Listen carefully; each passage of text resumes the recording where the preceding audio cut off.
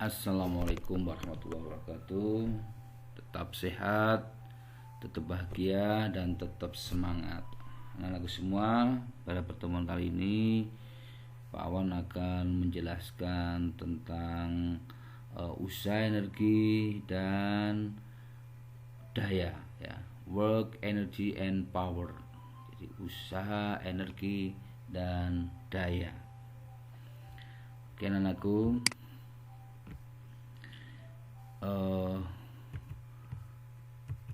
Mungkin penjelasan ini akan bisa membantu kalian. Ya, ini saya ambilkan ya, nanti campuran ya, pakai bahasa Inggris maupun pakai bahasa Indonesia. Jadi yang namanya usaha itu didefinisikan adalah hasil dari gaya dan perpindahan yang dihasilkan itu searah dengan gaya itu. Jadi kalau kita melakukan gaya sehingga benda itu mengalami perpindahan yang sama dengan gaya yang kita berikan, maka besarnya usaha adalah gaya kali perpindahan. Jadi usaha adalah F kali S, force kali spacing ya. Jadi ini displacement ya, perpindahan. Oke, ini V adalah F kali S. Insya Allah ini di SMP sudah.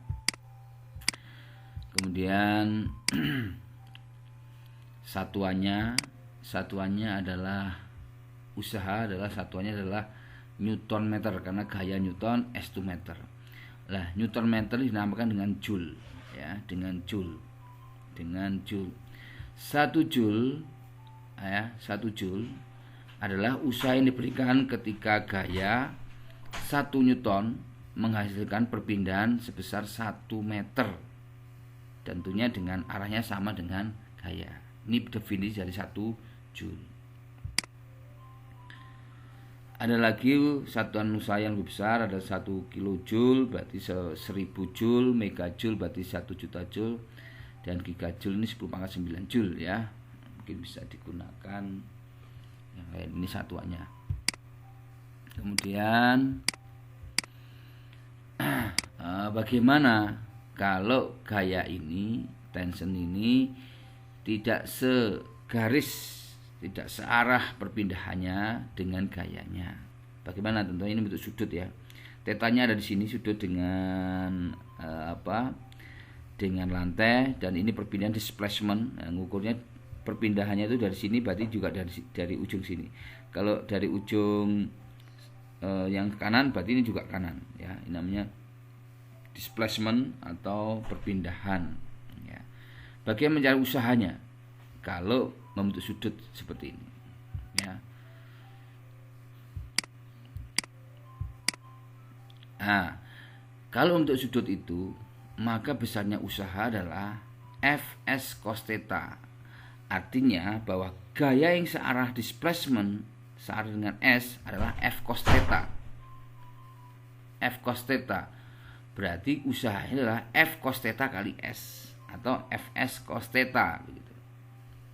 Ya, ini kalau diilustrasikan, nah ini coba lihat, ini ada sudutnya 30 derajat, ini 45 derajat, ini 60 derajat. Ini sama-sama memberikan gaya yang sama.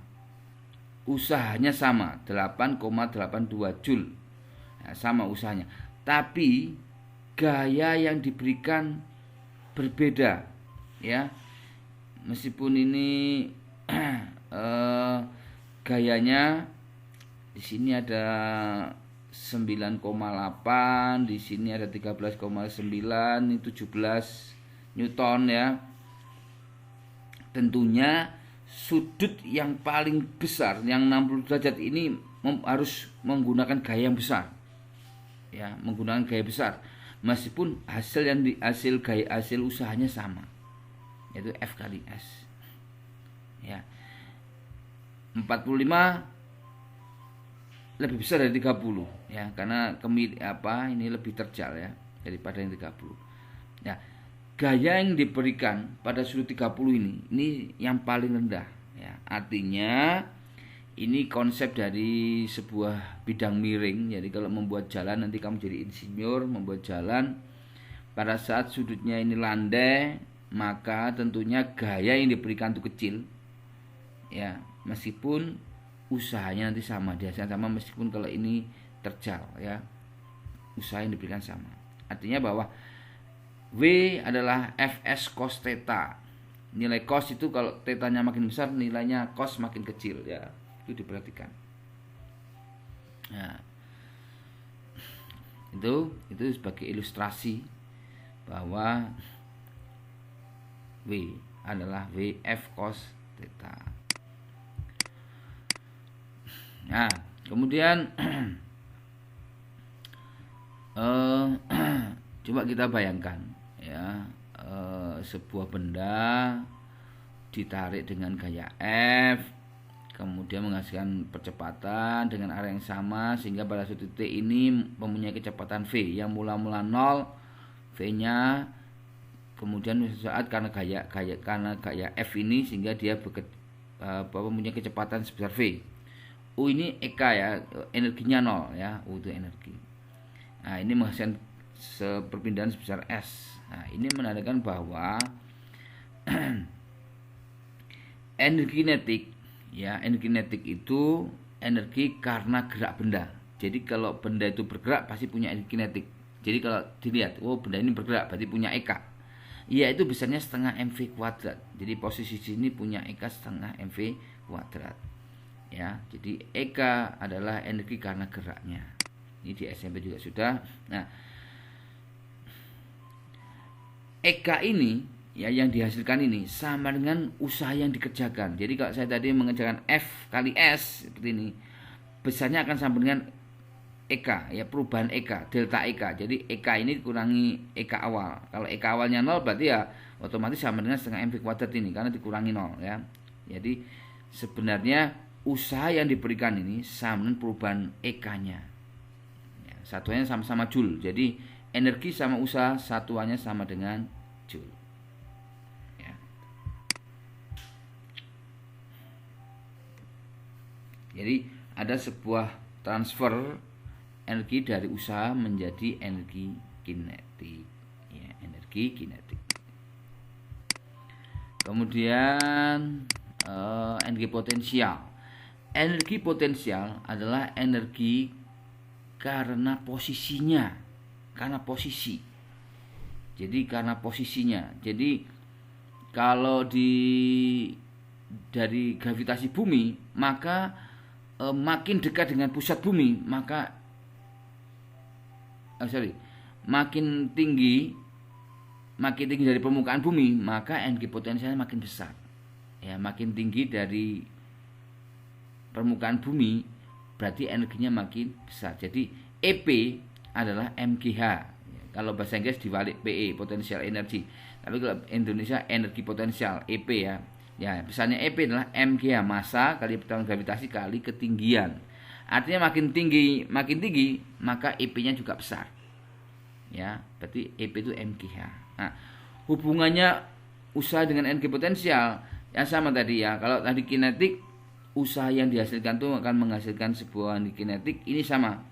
Usaha yang dilakukan nanti juga akan menghasilkan perubahan energi potensial. Artinya bahwa usaha itu adalah perubahan energi, kesimpulannya. Jadi kalau misalkan saya memindahkan bola dari 1 meter ketinggian 1 meter kemudian 5 meter, usaha yang saya lakukan tuh dari 1 meter ke 5 meter sama dengan perubahan energi potensialnya. Jadi gitu, ya. Jadi sebenarnya energi adalah kemampuan untuk melakukan usaha. Energi itu, energi adalah kemampuan untuk melakukan usaha. Nah, contoh ini coba lihat, perhatikan. Pada pasal sini, ini KE energi kinetik, PE adalah energi potensial. Coba perhatikan dua ini aja. Yang diperhatikan adalah EK dan EP, ya. KE ini energi kinetik, PE potensial energi. EK kinetik, ini energi potensial. Coba lihat. Pada saat di atas EK-nya 0, EP-nya yang maksimal, ya. Turun terus, ya. EK-nya bertambah, EP-nya yang berkurang. Terus, ya, Anda perhatikan di sini. Pada saat naik EK-nya 0, pada saat turun EK-nya bertambah. Nah, coba kita perhatikan di sini. Kita perhatikan pada saat sini, ya, Pada saat di sini ya, di sini posisi awal EP-nya adalah maksimum. EK-nya 0. Turun ke sini, EK-nya bertambah, EP-nya berkurang karena ketinggiannya berkurang. Tingginya makin berkurang, di sini posisi sini EP-nya 0 karena nggak punya ketinggian. EK-nya maksimum. Kemudian sini ada gesernya, dia di rim, ada perlambatan, lama energinya habis di sini. Sehingga di sini berhenti di sini berarti EK dan EP-nya 0. Ya, habis. Ini Anda perhatikan di sini maksimum, kemudian di sini ada pengereman, berkurang, EK-nya berkurang di sini ya. Sampai dia berhenti. Kalau berhenti sudah EK-nya 0, berarti energinya sudah berubah menjadi energi gesek, usaha gesek ya di rim. Ini contoh dari energi untuk downhill skiing ya. Contoh lagi untuk transformasi energi untuk roller coaster. Nah, di sini sama. Di sini adalah EP-nya maksimum, EK-nya 0. Kemudian meningkat, di sini EK-nya maksimum ya. Nah, seperti ini. Lihat ini roller coaster. Nah, di sini kamu lihat ada ini EK sama EP-nya. Nah, di sini EP-nya 0, ini EK-nya maksimum. Kalau kita ulangi lagi di sini EP-nya maksimum, EK-nya 0 pasti awal-awal. Kemudian berubah, EK-nya maksimum, EP-nya 0. Kemudian berkembang lagi. Begitu. Nah, di sini kalau kita bandingkan nanti ya, nanti ini kesimpulannya bahwa EK plus EP itu adalah konstan, sama jumlahnya sama. Pada titik manapun kalau dijumlahkan adalah konstan. Nanti ini namanya hukum kekekalan energi, ya, namanya hukum kekekalan energi. Jadi pada titik manapun asalkan tidak ada gaya gesek ya, tidak ada gaya luar bekerja, maka jumlahnya EK plus EP inilah konstan. Jumlahnya itu namanya hukum kekekalan energi. Jika tidak ada energi, tidak ada usaha luar, tidak ada gaya gesek, tidak ada gaya luar yang lain. Kemudian termasuk pada untuk anak panah. Ini kalau saya tembakan anak panah sini ya. Pada saat posisi awal tentunya di sini EK-nya maksimum, EP-nya 0 karena nggak punya ketinggian di awal. Ya, terus naik. Pada puncak EK-nya yang kecil, EP-nya yang maksimum. Nah, begitu. Jadi intinya EP energi karena ketinggian, EK karena geraknya. Jadi kalau makin besar kecepatannya, EK-nya makin besar. Makin tinggi, EP-nya makin besar. Jadi kalau dijumlahkan adalah konstan. Di titik manapun EP plus EK dijumlahkan adalah konstan. Itu namanya hukum kekekalan energi mekanik. Sama di sini pada pendulum. Nah, di sini posisi awalnya EK-nya 0, ya, nggak punya posisi. Ya, pada saat posisi di sini. Nah, pada saat posisi titik seimbang di sini, ya, EK-nya maksimum, EP-nya yang 0. Karena kalau di sini yang dihitung energi potensial adalah posisinya, jarak titik dengan titik seimbang di sini. Ya, makin besar makin besar jaraknya, maka EP-nya makin besar. Ya, kalau EK karena geraknya makin cepat, berarti EK-nya makin besar. Sama, ini juga berlaku hukum kekekalan energi mekanik. Dijumlahkan konstan pada titik manapun. EK plus EP konstan. Ya, dijumlahkan adalah konstan. Nah, begitu. Ya. Kemudian di sini EK sama mirip ya dari yang tadi ya. Kurang sama, ini mirip yang tadi sama.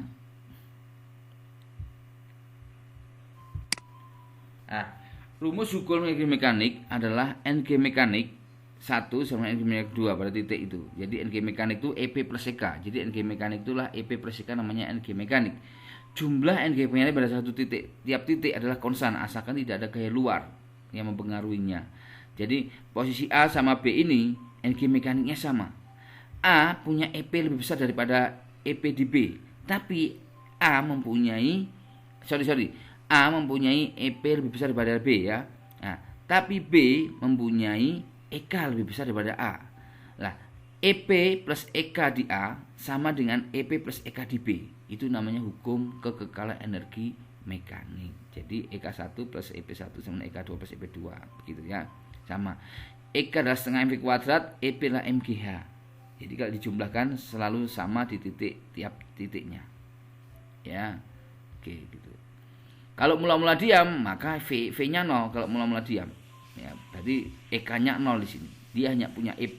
Berarti Kalau titik B berarti EP di sini berubah menjadi EK plus EP di sini. Gitu ya. Oke. Kalau sampai lantai berarti EP-nya yang 0 karena nggak punya ketinggian. EK-nya yang maksimum. Nah, begitu. Ini contoh kalau percobaan, nanti bisa dilihat percobaannya ya. Oke. Nah, ini contoh permainan roller coaster.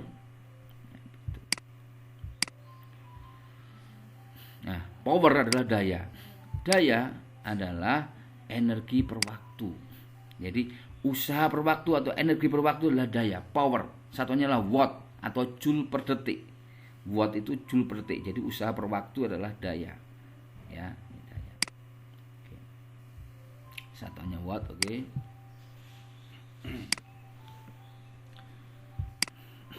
Ya, jadi 1 watt sama dengan 1 joule per detik atau per sekon. Contoh ini, sebuah benda dengan massa 50 gram ditarik sejauh 40 meter sepanjang lantai horizon dengan gaya tetap 100 Newton membentuk sudut 37 derajat terhadap arah mendatar. Jika gesek pada lantai 50 Newton, maka tentukan usaha yang dilakukan oleh gaya masing-masing. Berarti ada gaya geseknya. Artinya kalau digambarkan seperti ini, gayanya 100 Newton, sudutnya alfa, dia perpindahannya 40 meter. Ya. Nah, di sini ada gaya gesek Fy, ini gaya gesek 50 Newton.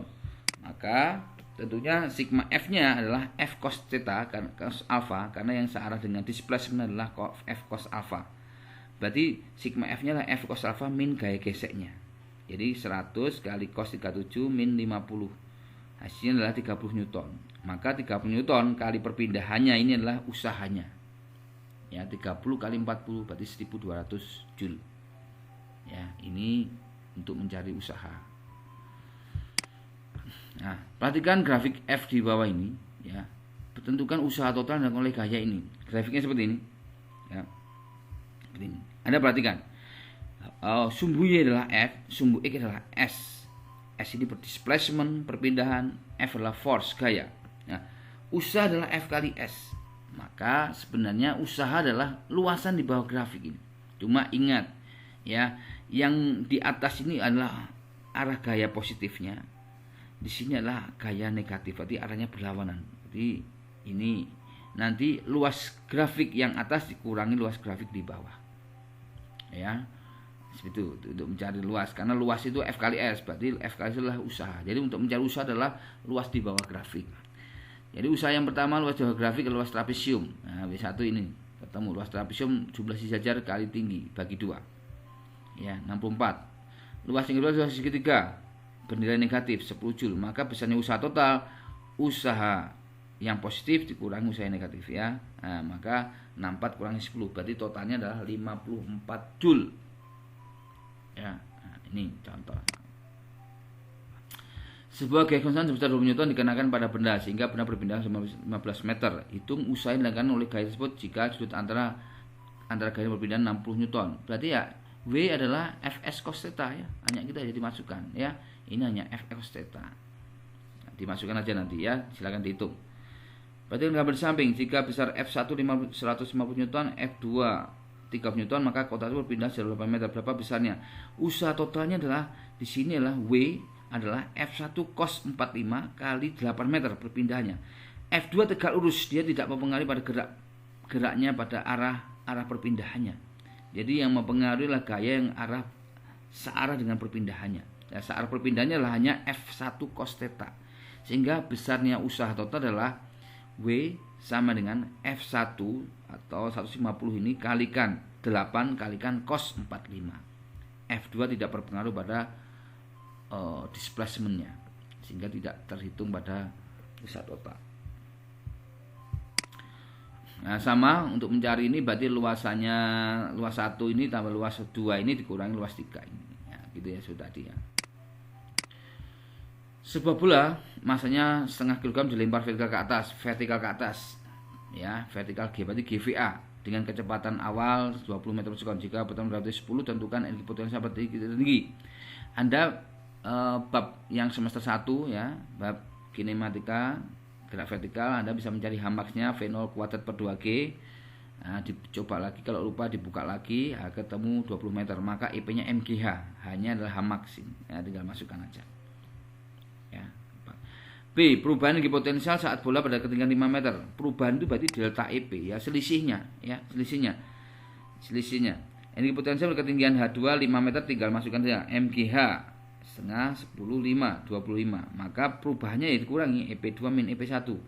25 kurangi 1 sini min 75, artinya perubahannya itu. Ya, gitu aja.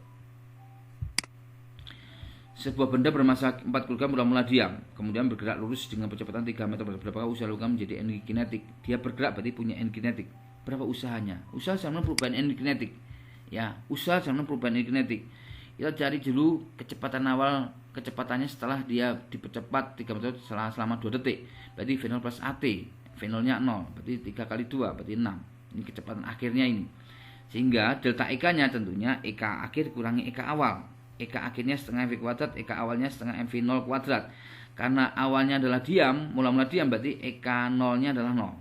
Sehingga tinggal setengah MV kuadrat setengah 4 kali 6 kuadrat kurangi 0. Itu menjadi 72 Joule. Jadi usaha adalah delta EK. Ya. Nah, buah dengan massa 300 gram jatuh dari pohonnya dengan ketinggian 6 meter. Jika G-nya 10, berapakah perubahan energi potensial buah tersebut pada ketinggian 2 meter? Sama delta EP ya. Tinggal cari delta EP MGH MGH2 min MGH1 ya, 1. Kalau nomor 2 ini sebuah panah ditembakkan miring ke atas dengan sudut 60 derajat, ketinggian EK-nya 300 Joule, berarti awalnya berapakah positif kinetik saat mencapai titik tertinggi. Nah, kalau ini berarti kamu menggunakan parabola untuk mencari titik tertingginya. Intinya ini berarti yang awal adalah EK1 plus EP1 sama dengan EK2 plus EP2. EP1 nya adalah 0 karena pada saat posisi awal 0. EK1 nya adalah 300 Joule. Nah, plus MGH2 menggunakan rumus parabola untuk mencari H maksimum, Y max, plus EK2. Maka EK2 nya bisa ketemu ya, begitu. Yang nomor 2. Massa benda A 3 kali massa benda B. Kecepatan A adalah setengah kali benda B. Maka perbandingan EK, ya ini perbandingan aja ya, EKA plus EKB, berarti setengah MVA kuadrat dibagi setengah MB/VB kuadrat. Nanti ketemu perbandingannya ya. Itu aja, gampang ini. Kemudian yang selanjutnya, benda dengan massa 1 kg dilempar ke atas dengan kecepatan awal 20 meter per second. Jika G10 maka energi potensial sampai titik tertinggi. Kamu cari seperti tadi, mencari V max-nya pada GVA ya. Setelah itu cari EP-nya. MGH. Dua benda A bersama-sama jatuh bebas dari ketinggian H meter dan 4 H meter. Jika A menyentuh tanah dengan kecepatan V, maka B menyentuh tanah dan ini pakai hukum kekebalan energi mekanik ya. EPA plus EPB sama dengan EP ya, gitu ya. Gitu. Nanti pakai itu, coba nanti dicari ya. Sebuah benda miring ke atas dengan sudut elevasi 30 dengan kinetik 400, sama ini pakai energi potensial, pakai gerak parabola ya. Gerak parabola ya, contohnya ini. Ini kecepatan benda tertinggi, EK-nya ini ya. Pakai, nah ini ketemu. Dipakai, akhirnya pakai energi hukum kekebalan energi mekanik pada gerak parabola. Bus dengan massa 3,5 ton bergerak menuruni bukit dengan kecepatan awal 72 km menjadikan meter per sekon ya. Kecepatan akhir 18 jadikan meter per sekon. Jika ketinggian bukit 32, berapakah EK? Ini juga sama, ini pakai hukum kekebalan energi mekanik. Ini juga pakai hukum energi mekanik. Sama, EP plus EK konstan. EP1 plus EK1 sama dengan EP2 plus EK2. Sebuah batu dengan massa 1 gram dilempar vertikal ke atas dengan kecepatan pelaku energi kinetik pada saat ini juga hukum kekebalan energi mekanik sama. Ini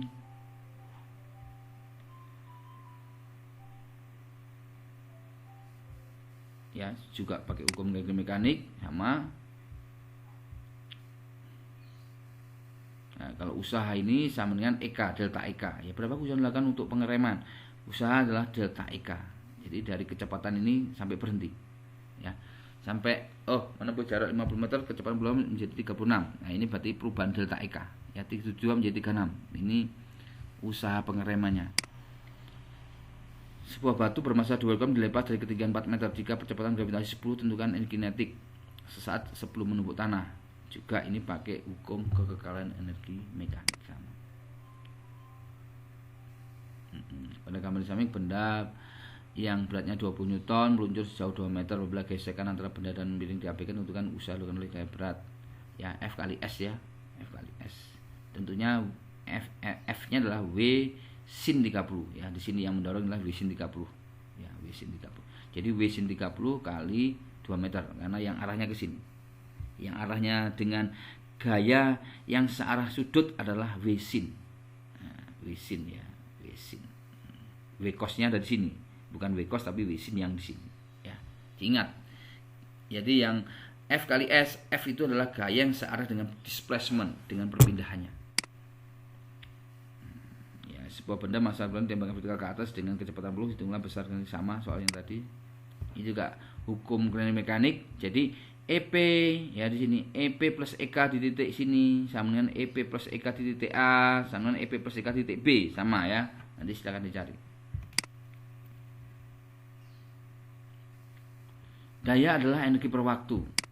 Ya, kalau di sini atau usaha per waktu. Di sinilah usaha sama energi MGH karena ini ada ketinggian ya, berarti MGH per T ya, berarti 60 10 kali 4 bagi 4 600 watt itu aja ya, itu daya. Ya, PK ini tenaga kuda ya, tenaga kuda, jangan tidak internasional ya.